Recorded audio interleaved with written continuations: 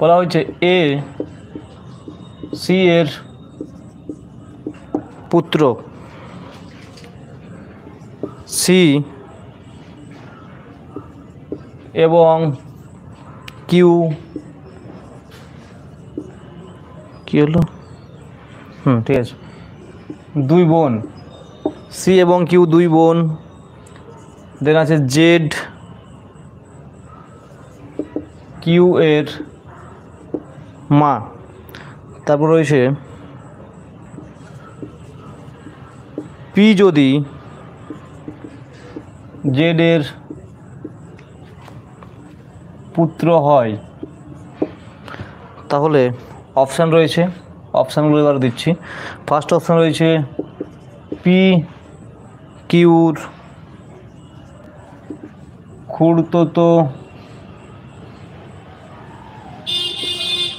খুড়তুতো ভাই। Second option রয়েছে Z সির ভাই। আচ্ছা, থার্ড অপশান রয়েছে কিউ এর ঠাকুরদা। আর লাস্ট অপশান রয়েছে পি এর মামা। বলো কোন অপশানটা ঠিক হবে, কোন অপশানটা ঠিক হবে? যে প্রশ্নটা রয়েছে এই প্রশ্নের উপরে কোন অপশানটা ঠিক হবে? ফার্স্ট রয়েছে এ সি এর পুত্র, সেকেন্ড রয়েছে সি এবং কিউ দুই বোন, থার্ড রয়েছে জেড কিউ এর মা। পি যদি জেড এর পুত্র হয় তাহলে কোনটা ঠিক হবে?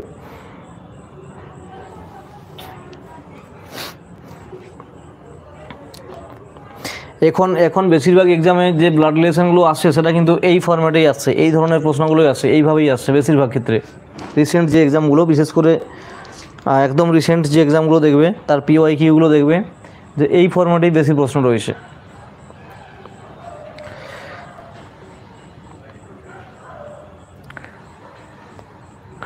আচ্ছা, মামা আসছে তাই তো?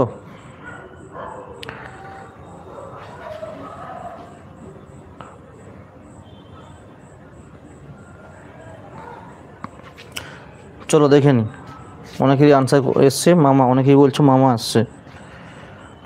আচ্ছা, বলা হয়েছে যে এ সি এর পুত্র, সি এর পুত্র, তাই বলছে সি এবং কিউ দুই বোন, তাহলে সি এবং কিউকে কাছাকাছি রাখো। এবার বলা হচ্ছে জেড কিউ এর মা।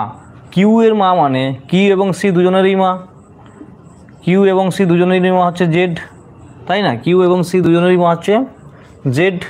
এবার বলছে পি যদি জেড এর পুত্র হয়, তাহলে এই যে জেড এর পুত্র হচ্ছে কে? পি। তাহলে ওগুলো কোনটা ঠিক হবে? দেখো, পি যদি জেড এর পুত্র হয় আর সি আর কি হচ্ছে তার মেয়ে, জেডের মেয়ে, তাই না? তার কারণ সি এবং কিউর মা হচ্ছে জেড, তার মানে জেডের হচ্ছে পুত্র পি আর কন্যা হচ্ছে সি কিউ। আর সি এর পুত্র হচ্ছে এ। সম্পর্ক তাহলে কী হবে? যে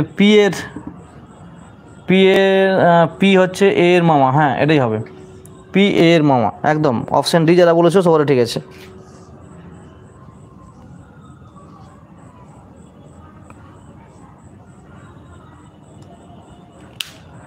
অপশান ডি যারা বলেছো সবারই ঠিক আছে।